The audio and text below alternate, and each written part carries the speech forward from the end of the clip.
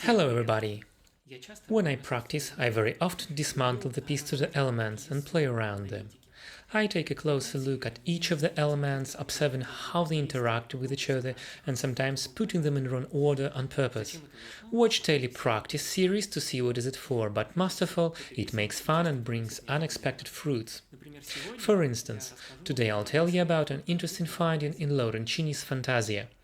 To begin with, I have to give you some idea about contrappunto alla mente, polyphonic improvisation. Renaissance musicians learned that before actually learning to read the notation. It's a little surprise that they could compose the whole mess in mind after such an education.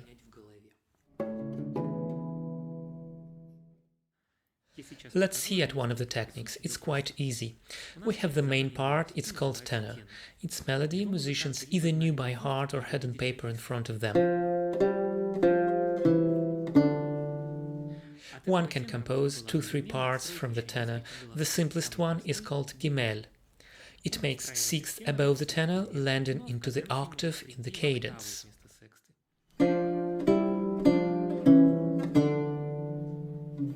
Third below the tenor is another option, thus we have unison in the cadence.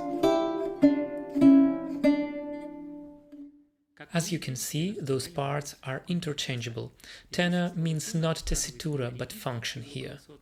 Deriving from Latin tenere, to hold, it's the part from which we compose others. Next part is a contratenor bassus. It works only as the lowest one. It makes consequently thirds and fifths, or tenths and twelfths below the tenor. It sounds like this altogether. We can also have option for fourth part, but it's of lower importance, so we omit that to save some time. Sometimes bass can make 3/8 instead of 3/5, what gives more options. So, Laurencini. Like many Italian fantasias, it has 3 sections. First gives us a subject and its development through different imitations and counterpoints. Second section is made out of different passages and diminutions. Third brings us back to imitative polyphonic techniques. It's noticeably shorter than the first section, has a new subject, which though can have something in common with the first one. The second section here is of particular interest. Let's have a closer look at. After the short but clear cadence are coming 2.5 bars where middle and upper parts are making diminutions one after each other, and bass is moving slowly.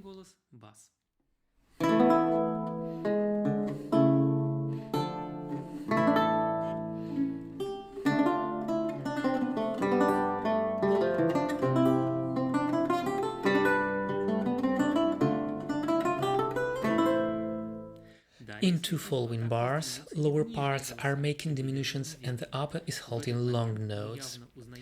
Here we can recognize the upper as a tenor and bass applying 3/5 technique accompanying by the others following this model, but with diminutions.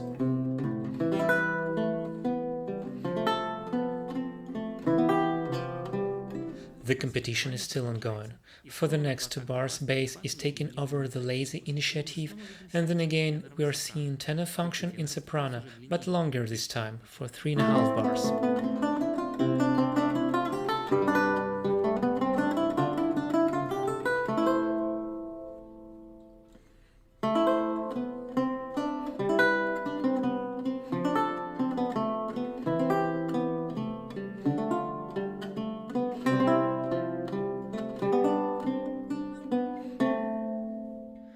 Afterwards, a long diminution is coming in the upper part, accompanied by the slow bass movement, and it looks like bass wins telling the last word.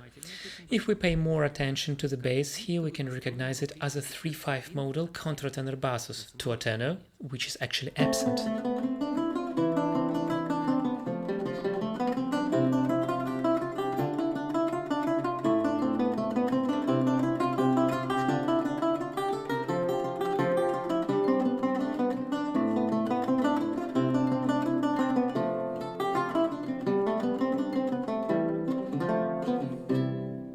It could happen One took a tenor, composed other parts above and below, and left the tenor out. Since the structure was already there, thanks to the tenor itself wasn't necessarily to keep its state as an imaginary voice. Such a technique was in use in masses, madrigals, and in solo instrumental music, as we can see. But what if we reconstruct this imaginary tenor?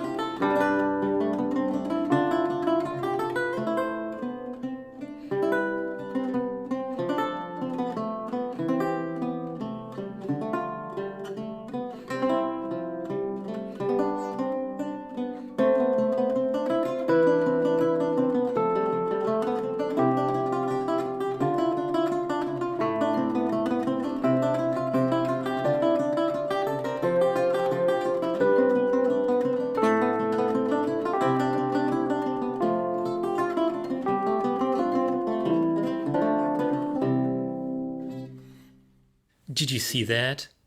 This real tenor, do, si, la, sol, is interrupting persistently the other motifs, trying to subdue them, and it does at the end. As it makes it twice from do till do, closing the circle, the section is ready to be done, and so composer does. One can open up such inner conflicts of composition with a closer look. Have a listen me playing the whole Fantasia here and tell me how it feels now. Can you hear the imaginary voice? If you are interested to learn more about early music, stay tuned here. Also follow my social media and subscribe my online courses and contrapunto workshops. And of course, listen to my album Portraits of the Renaissance and others in YouTube. Thank you for your attention. Ciao!